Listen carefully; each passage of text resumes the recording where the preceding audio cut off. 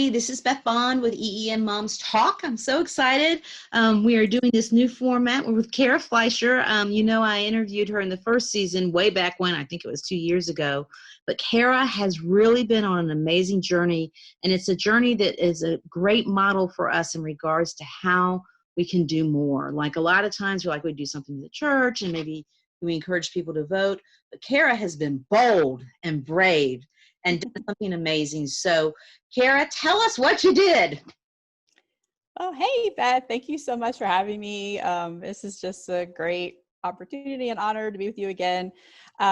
We've been really busy. I've been really busy. I started Creation Care Ministry about 4 years ago, and I really felt like it was a calling where my values and my faith came together. And it has just been, something that has got me up every morning and made me want to continue to just work for the earth and for God's people. And so I say I'm a mom on a mission, and I have really been open kind of to God's call in all types of different areas. And I've tried to just, pursue every lead and follow every path and see where it goes. So, in Tallahassee, we had an election in 2018, as every other city did, and a local office was open for Leon Soil and Water Conservation District Supervisor, and that's an environmental position on a board with 5 other supervisors. And we help to raise awareness about different environmental issues, and we have close contact with city government so we can weigh in on different things that are happening and also get grant funding for projects. So I ran for that office. I had never run for anything before, and I ran a waste-free campaign because I figured if it's an environmental position, why would I want to create a bunch of signs and a bunch of flyers that are going to end up in the landfill? So I leaned on my PR skills. I used to do PR for my career, and it was really a fantastic experience. I got to go to all kinds of forums and all kinds of media interviews, and I wrote for the paper and did a lot of stuff on social media. And I'm happy to say that I won in a pretty large margin. So that was really exciting. And I really just ran from the heart. I'm a native Floridian, grew up in Tallahassee. I care about this area. And I wanted to be able to try to preserve a lot of what we have here, including amazing oak trees like the one that's behind me in my front yard. And I think that it was just a great opportunity for me to connect with our local people, get out and meet people and just let them know that, I'm someone who's dedicating myself to this. And this is an unpaid position, so it's volunteer. I'm a full-time volunteer advocate now, and I really do feel like I've found my calling, and it's been great. Well, and I just wanted to say, this is like running for dog catcher night. You know what I'm saying? A thankless, unpaid job. So you are truly a public servant. And these positions are really accessible, and it's so important for people like you who have a passion for God's creation to be in this position. I want to encourage people to think about it. We talked about, I think this before, I know we've talked about it personally before, but maybe not, that I serve on a board. I got appointed by one of my county commissioners. And so there's a lot of ways we can serve without running some big fancy election campaign thing in these positions. And almost everybody has a soil, they call it maybe something different, but soil always seems to be included in it. And yes. So people who sort of feel called, and tell us about the time lift. Like, how much time does it take? Well, I'll tell you, we only meet once a month for 3 hours, and that's the only requirement of the position. Of course, we have people on the board who have taken on projects, and what's neat is you get to decide what you want to work on. I'm really passionate about air quality, and so I'm working on a project to raise awareness about not burning backyard trash and leaves. Because certain times of year we have a lot of leaves fall because we are such a tree covered city, And it just has been the tradition for people to burn their leaves. And unfortunately, that causes a lot of bad air quality. My kids have asthma, so it was really personal to me. And so that's been something that I've been working on to raise awareness with the city.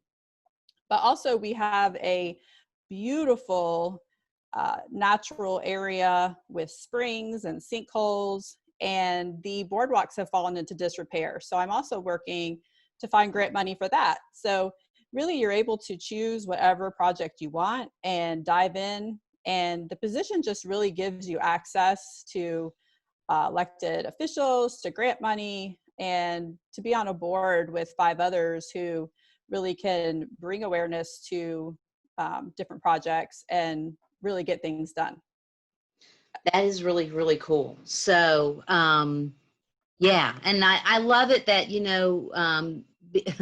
I guess because it's not a paid position kind of thing, that you have a little leeway about. I guess all elected officials have a little bit of that leeway. But I think what's important to know is you've taken the skills that you've already sort of learned through your creation care work. You're identifying things. It's a small time commitment, like just 3 hours a month. And then you can dedicate as much time as you want based on what's going on. So, Right. that's the other thing is a lot of times like, oh my gosh, it would take so much time. But these small board positions like this can have great impact. I have a reputation on my board. Like, you better have your sustainability things. You better have walking paths. You better be, thinking about how much disruption of land is going to be in the developments. The board I serve on is a zoning process. So, I have to, as we have talked about previously, it's painful for me. It is not a fun job, but I feel like the value of being there and defending God's creation is just so important. And so, God didn't say he was going to send you into easy jobs, right? Right. So, Yeah, do exactly. the hard Yeah. work. I didn't answer your question, sorry, but yeah, I say as far as time goes, I probably spend maybe 15 hours a month, depending on how busy I am with different projects.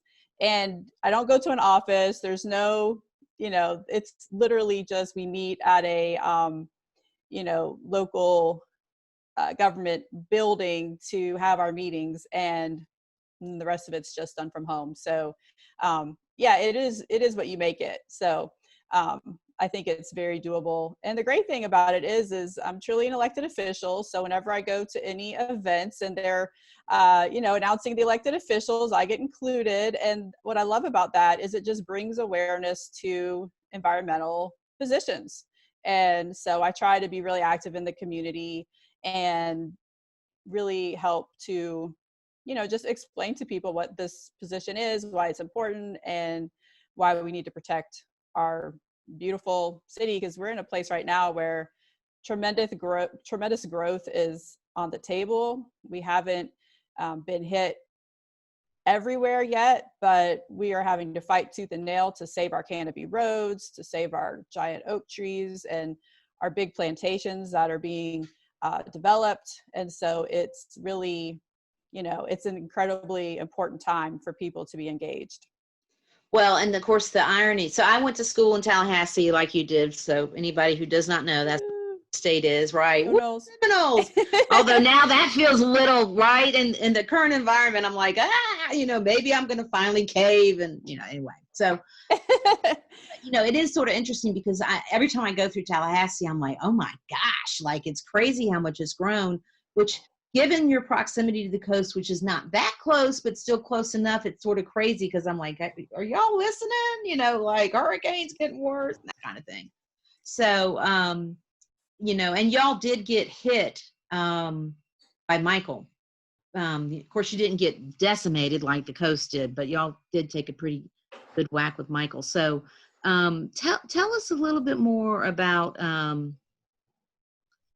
how, like, now that you're in this position, like, and you're talking about being more active, but like, do you feel like people are like, oh, I maybe need to talk to Cara about this? Do you feel like you're seeing, or is it just still such an unknown position? You're still flying pretty much under the radar. Well, I've been writing for the newspaper for a few years, an environmental eco column. And so people have definitely been seeking me out. I'm not sure if it's because of the column or the position, but I do get a lot of emails, a lot, maybe 5 a month. It's not overwhelming, but, there might be a Girl Scout troop that's trying to do a project for water quality, or, someone else is interested in air quality and wants to know the best kind of air quality meter or things like that. I also get pulled into a lot of really great planning meetings, environmental justice meetings, the mayor's meetings on environmental issues, things like that. So I really do feel like this position has helped give my advocacy a whole nother level of interaction and connection with people who actually do make the laws and can bring change. So that's been really positive. Well, and I'm just going to date, I'm always hesitant to date a recording, but I'm going to date a recording and saying this is being recorded the week after the horrific events in Minneapolis with the murder of George Floyd. And so we're all being very sensitive, but there's still a very large portion of people who don't know what environmental justice is and don't know that it's part of the greater environmental movements, whatever you call it, environmental sustainability, green, whatever. So let's, in some ways I feel it's unfair because we're both white women talking about this, but for our audience, let's talk a little bit about what environmental justice is and what does that look like in Tallahassee? Absolutely. Well, I think environmental justice is everywhere. The need for it is everywhere. Environmental injustice is everywhere. Yeah. In Tallahassee, it shows up where the poorer communities are closer to areas that have more construction, more industrialization. And we just had a webinar on environmental justice with a group that I volunteer with called Tally 100 together, which we're working to go 100% renewable by 2050. And our city right now is actually working on a new clean energy plan. So we're excited about that. South Face from Atlanta is actually the consultant. So that's really exciting to know there's changes coming. But anyway, environmental injustice is rampant. And unfortunately, the poorest people are saddled with the most pollution because industry buys up land in those poorer areas because they know that the people can't fight back. So that's why we're seeing so many more COVID deaths in the African American community. One of the reasons why. The other reason is access to healthcare and systemic racism. And, unfortunately, there is a lot of reasons. But air quality has been proven to really affect the outcomes of COVID. And unfortunately, that's hitting a lot of the poor communities the hardest. So in Tallahassee, we actually have a terrible inequity of haves and have-nots. We actually have a zip code that is the most poverty-ridden zip code in Florida. And so that area is getting a lot of focus from our local government to help get resources to that area. I was just on a call last week about that. And that looks like hurricane preparedness kits being distributed. That looks like free masks being distributed. That looks like extra attention to food insecurity in that area. So all of these issues come together under kind of the environmental justice umbrella, because if someone lives in a food desert, they're not going to have good nutrition, then their health is going to go down. There's so many ways that this affects us. Right. So I just want to give people a place where you can go find more information. I will definitely try to get someone into this series talking about environmental justice, because as Christians in particular, we got two major calls. One do unto others as you would have them do unto you, and do this to the least of these. And the second one is love your neighbor. And what, I hear a lot of times, unfortunately, is people saying, well, I love my neighbor, or I love my neighbor if they look like me, or I love my neighbor if they live really next door. And the reality of it is there's no adjectives in there, right? It's love your neighbor, not love your neighbor because they vote like me, or love your neighbor because there's my family. It's just love your neighbor. And I mean, Jesus was so abundantly clear on this. And, who is my neighbor? And the answer is everyone is my neighbor, right? And so I think it's just so important to realize this has happened, and this has been a silent epidemic. Like, you think about like that movie with Cher, Silkwood, or Norma Ray, or the Aaron Brockovich movie, that's all lifting white women doing that kind of work, which means Black voices have been suppressed, which is just so frustrating and aggravating for me.